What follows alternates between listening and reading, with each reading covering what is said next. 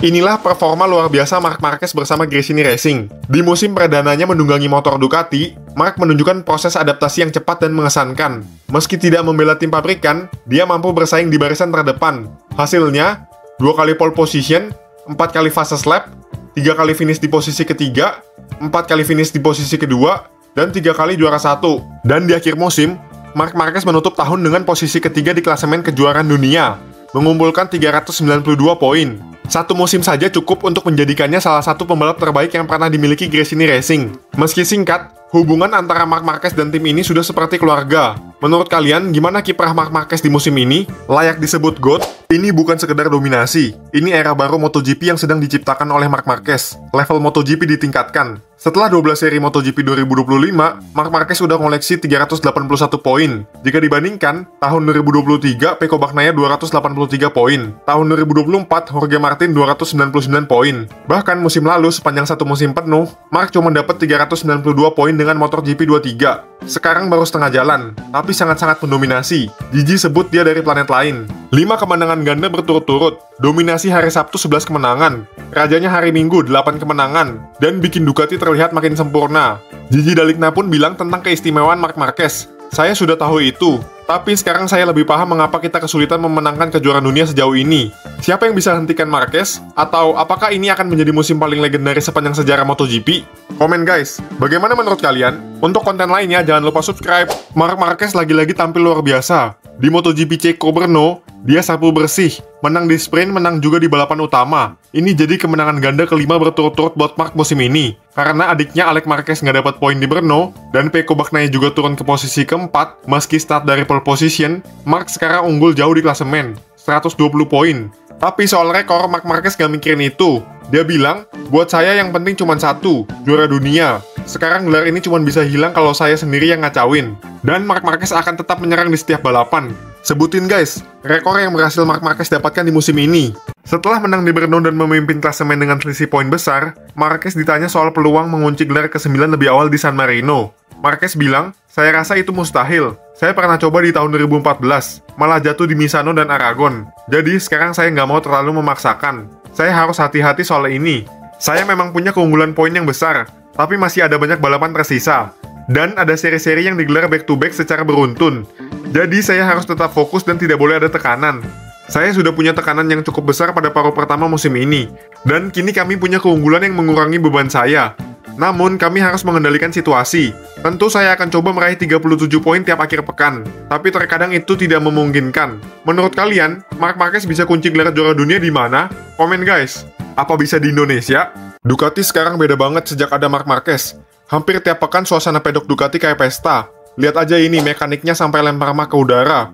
Dan sering ngakak bareng-bareng. Bahkan bos besar Ducati, Claudio Domenicali, ikut basah-basahan. Biasanya dia serius, sekarang malah ikut euforia.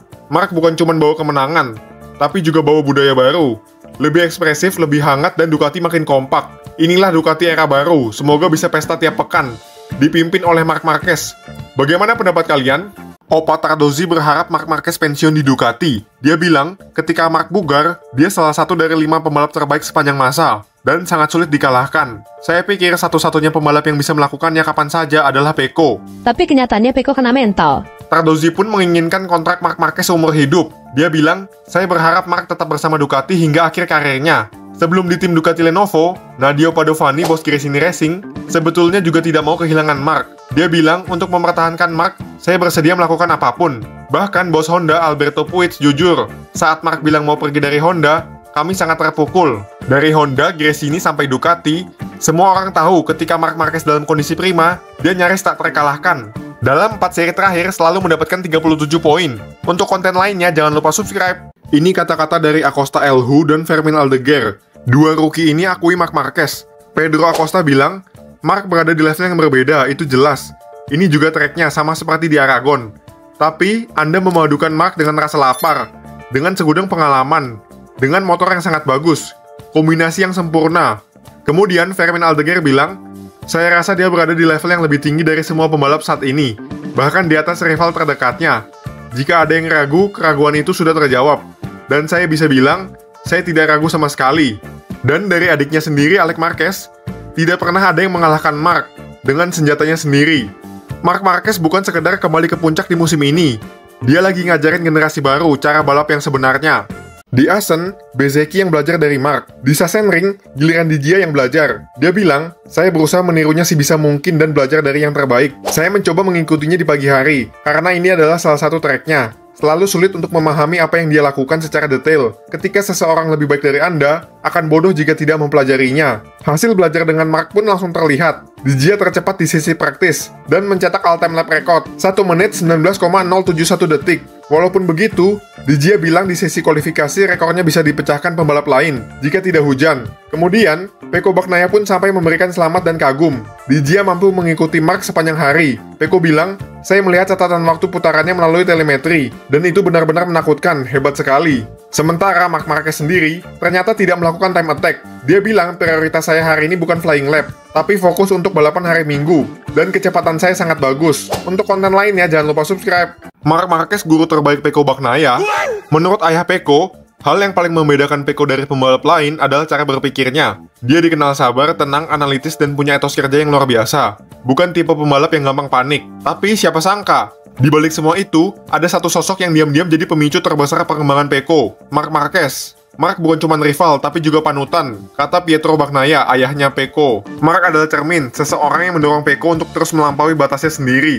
Kadang lawan terbaik justru jadi guru terbaik, dan saya rasa itu yang terjadi di antara mereka. Pecco dibesarkan dengan satu prinsip, tak ada yang instan, semua butuh kerja keras. Seberapapun tinggi pencapaian, kaki harus tetap menapak di tanah. Untuk konten lainnya, jangan lupa subscribe dan follow. 2 kali crash di hari Jumat, tapi akhirnya menang. Bahkan Marc Marquez sendiri bingung. MotoGP Assen 2025 jadi akhir pekan yang luar biasa untuk Marc Marquez. Berhasil menang walau merasa dirinya tidak cepat. Hari Jumat 2 kali jatuh di latihan. Di hari Sabtu kualifikasi posisi keempat, menang sprint. Dan di hari Minggu menang lagi di balapan utama. Marc Marquez bilang, saya nggak akan bilang ini akhir pekan yang sempurna. Karena hari Jumat itu cukup rumit, tapi tetap luar biasa. Kami meraih poin maksimal. Jadi saya sangat senang karena sekali lagi, kemarin dan hari ini, saya jujur saja merasa kami menang karena balapan dengan cara terbaik. Saya bukan yang tercepat di luar sana. Atau setidaknya itu yang saya rasakan, tapi saya bisa mengelola balapan dengan baik. Di sisi lain, Pecco merasa jadi yang tercepat, tapi tidak berhasil menunjukkannya sepenuhnya. Pecco bilang, saya merasa terjebak di belakang. Marc memang lebih baik di bagian awal balapan untuk memimpin,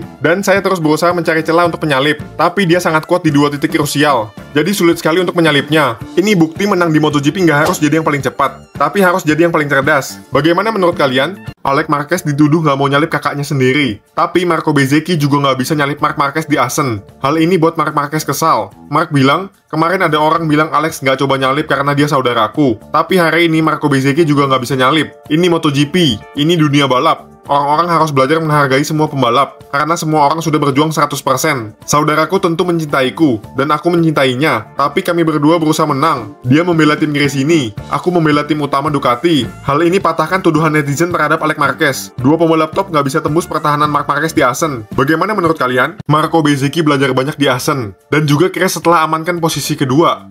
Tapi bukan karena balapan.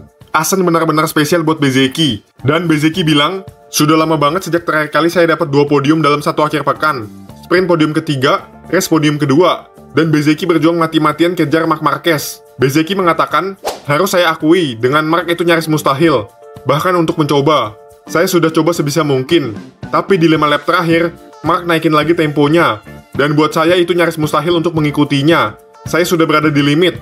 Marc kuat dimanapun, terutama di tikungan kiri. Melihatnya membantu saya berkembang.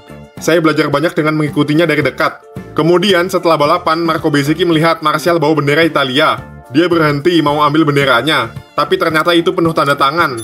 Bezzecchi bilang, saya nggak mau nyolong bendera itu, tapi saya malah jatuh karena hilang keseimbangan. Selain itu, Bezzecchi juga terpilih jadi Rider of the Race oleh fans. Menurut kalian, siapa yang mampu kejar Marc Marquez? Ini yang dikatakan para rival Marc Marquez ketika crash saat praktis di Assen. Pecco Bagnaia bilang, saya tidak melihat Marc dalam kesulitan apapun. Dia berusaha keras. Dia pembalap yang selalu berjuang sekuat tenaga. Meskipun cuaca dingin di Assen, dia tetap kuat. Maverick Vinales, Marc bukan kesulitan. Dia lagi atur setup kecepatan buat sprint. Dengan pakai ban soft, Marc udah nyentuh pace buat duel di sprint.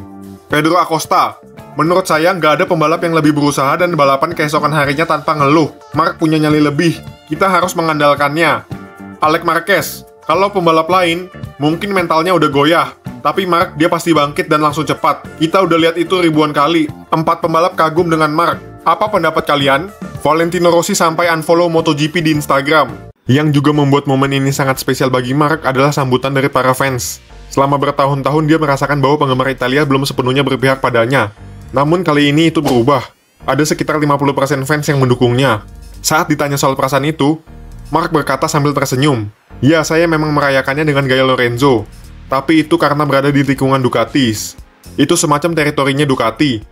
Jadi mungkin hari ini saya bisa merayakan kemenangan dengan membawa bendera 93. Karena ini adalah kemenangan ke-93 saya. Tapi yang paling saya rasakan, saya merasa menjadi bagian dari Ducati. Dan saya tahu ini sangat berarti bagi mereka. Bagi saya ini satu kemenangan lagi. Tapi bagi mereka ini sangat spesial karena menang di sini di Mugello. Jadi hubungan saya dengan para penggemar Italia tahun ini jauh lebih baik.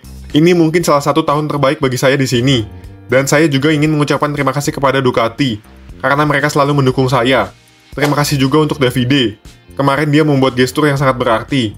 Dia tetap memberi dukungan bagi para penggemar yang datang untuk Pecco, yang memang pahlawan lokal di sini. Itu sangat wajar, tapi pada akhirnya ini balapan. Dan yang paling penting adalah semua penggemar yang mencintai MotoGP bisa menikmati pertarungan hebat di lap-lap awal hari ini. Demikian yang dikatakan Marc Marquez. Untuk konten lainnya jangan lupa subscribe, like, komen, dan nyalakan loncengnya ya. Terima kasih sudah menonton. Dulu musuh bebuyutan yang harus dikalahkan, tapi sekarang Marc Marquez bukan cuma pembalap biasa bagi Ducati. Gigi D'Aligna terang-terangan bilang, Marc adalah favorit kami. Dia pembalap yang sangat cerdas, tahu cara membawa dirinya, memotivasi tim, dan dia juga tahu bagaimana cara bergaul dengan rekan satu timnya. Saat Ducati memutuskan siapa yang layak berada di grid, itu bukan perkara yang mudah. Ada banyak faktor yang mempengaruhi performa dan kerja tim. Tujuan Ducati memiliki 2 pembalap terkuat di grid.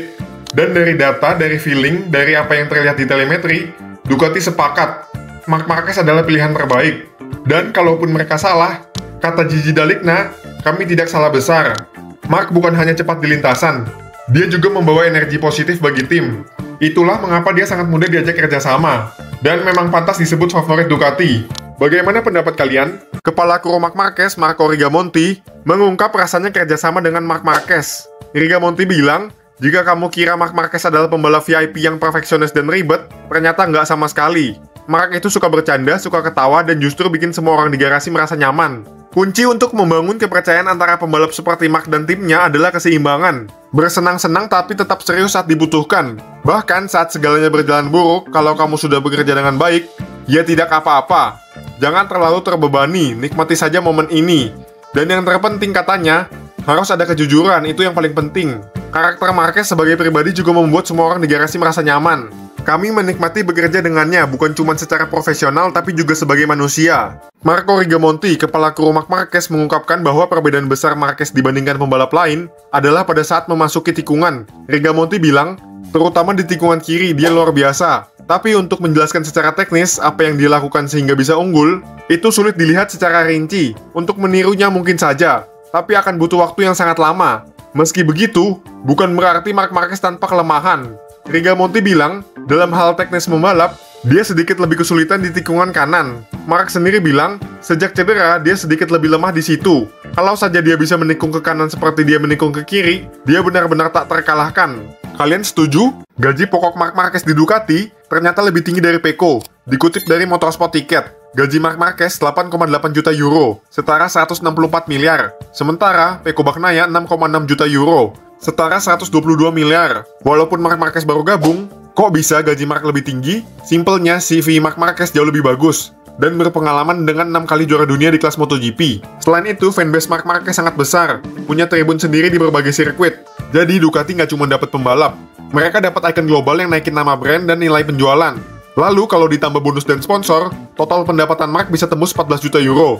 Kalau Pecco bisa tembus 10 juta euro. Untuk konten lainnya jangan lupa subscribe. Marc Marquez bernostalgia, membicarakan saat dirinya pertama kali masuk MotoGP di musim 2013. Waktu itu lawannya legenda semua. Marc Marquez mengatakan, ketika saya tiba di MotoGP, setiap pekan bertarung melawan Jorge Lorenzo, Dani Pedrosa, dan Valentino Rossi. Seperti ujian, saya seperti merasa harus berkendara dengan cara yang sempurna jika ingin mengikuti mereka. Dan di akhir musim, semuanya ditentukan di balapan terakhir. Marc Marquez mengatakan, lalu Anda tiba di balapan terakhir, Valencia, berjuang untuk gelar juara dunia. Itu adalah titik paling menyulitkan untuk seorang pembalap, karena Anda harus bisa mengatur tidak hanya apa yang terjadi di trek, tetapi juga atmosfer di sekitarnya, agar tetap tenang dan fokus. Hasilnya, cuman beda 4 poin yang pisahkan Marquez dan Lorenzo di akhir musim. Sejarah tercipta, Marquez langsung juara dunia di musim debutnya.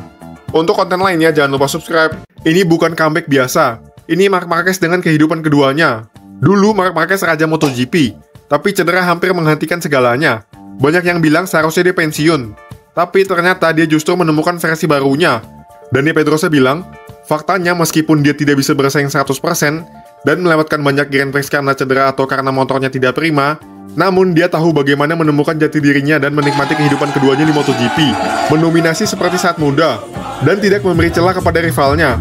Marc Marquez membicarakan performa Ducati di MotoGP Silverstone 2025, tapi bukan ke Pecco atau yang lain, melainkan dirinya sendiri. Di Silverstone, Marc Marquez tampil kurang maksimal sejak latihan sampai sprint race. Dia udah coba berbagai komponen, berbagai setup, tapi tetap hasilnya zonk. Marc mengatakan, "Saya cuma nggak tahu kenapa, tapi kami mengalami masalah. Kami mengubah banyak hal, tapi tetap berakhir di titik yang sama." Yang bikin salut, Marc gak nyalain motor atau tim.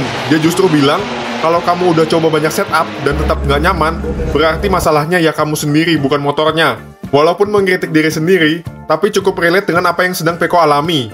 Untuk konten lainnya, jangan lupa subscribe. Tahukah kalian, Pecco Bagnaia naik podium di Jerez, tapi tetap dianggap jauh dari ekspektasi bos Ducati. Sementara Marc Marquez, dia crash dan hanya finish di posisi ke-12. Bawa motor rusak tapi dipuji habis-habisan. Ini yang dikatakan bos Ducati, Claudio Domenicali. Marc luar biasa, dia mengendarai motornya dengan sangat baik. Sesekali dia membuat beberapa kesalahan kecil karena terlalu percaya diri. Namun dia menunjukkan bahwa dia memiliki motor yang bisa diandalkan. Katakanlah, sesekali kesalahan kecil bisa saja terjadi. Semoga saja kami tidak memiliki masalah untuk sementara waktu. Lalu, Pecco juara dunia 2 kali bersama Ducati, tapi finish ketiga malah dinilai mengecewakan karena kalah dari motor lama dan Yamaha. Bos Ducati mengatakan, Pecco di Jerez ini telah memenangkan 3 balapan terakhir, dan posisi ketiga ini terlalu ketat baginya. Sayangnya motornya tidak memberinya perasaan yang dia inginkan untuk menyalip seperti yang dia lakukan pada tahun lalu. Bagaimana pendapat kalian? Tim Marc atau tim Pecco? GP Brno sebenarnya jadi mimpi buruk buat Ducati. Pecco Bagnaia terang-terangan bilang, "Saya nggak bisa ngerem, nggak bisa masuk tikungan, semua orang nyalip saya." Sejak Thailand, Pecco memang udah berjuang keras. Pecco bilang, "Dulu saya paling susah disalip, sekarang saya malah paling gampang disalip." Di saat pembalap Ducati lainnya kesulitan, Dia tidak mendapatkan poin, Alex Marquez juga. Marc Marquez lagi-lagi bikin perbedaan. Pecco bilang, hanya Marc yang bisa membuat perbedaan dengan motor kami. Entah kenapa, tapi sulit mengendaри GP25. Dan hanya dia yang bisa membuat perbedaan, terutama di tikungan kiri. Saya mencoba membuat perbedaan di tikungan kanan, tapi tidak berhasil. Dan Pecco sendiri gak yakin bisa bersaing sama Marc tahun ini. Dia bilang, kami harus bertahan, tetap realistis, karena sulit dalam posisi ini untuk bertarung dengan Marc dan meraih gelar. Kami harus mulai dari titik lain, yaitu mengejar Alex, yang merupakan pembalap di depan saya, dan kemudian bersiap pada tahun 2026. Di Brno, Marc Marquez jadi penyelamat Ducati. Bagaimana menurut kalian?